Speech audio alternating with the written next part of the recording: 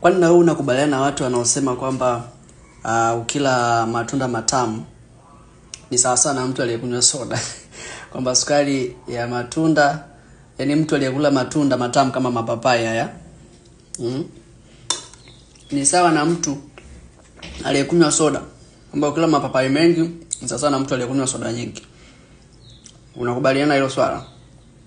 Kitu ambacho huwa kizingatiwi ni kwamba watu ambao wanaamini kwenye mambo ya low carbs wanachukulia vitu vyote venye carbohydrates ni sawa sawa, na viwe refined visiwe refined, wanaona vyote ni sawa.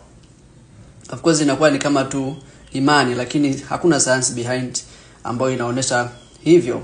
Of course sukari ni sukari ikiwa kwenye damu, lakini sukari hapo kwenye vitu vya asili vinasharabiwa kwa kiwango kidogo kwa sababu ya wingi wa vitu vilivyopo kwenye hivyo vitu.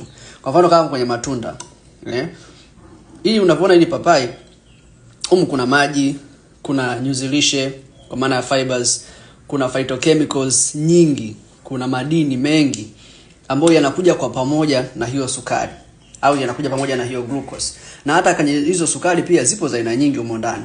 Sio glucose pekee, kuna fructose, kuna nini, zipo za aina tofauti.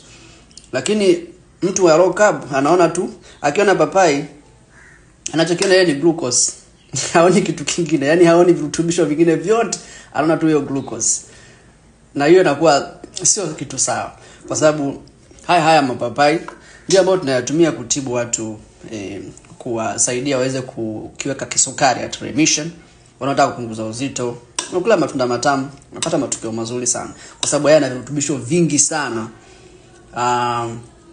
Inakusaidia kwenye mambo mengi sana, hasa kwenye swala zima la kukinga na kutibu magonjwa yote ambayo yanahusiana na lishe. Kwa hiyo usiogope matunda matamu. Unapokula matunda ya kutosha yanakusaidia kuweza kuimarisha afya yako kwa ujumla. Kwa hiyo usiogope, lakini kama unaamini tofauti, tafadhali nijulishe kwenye comment. Niko very open na niko tayari kufanya discussion.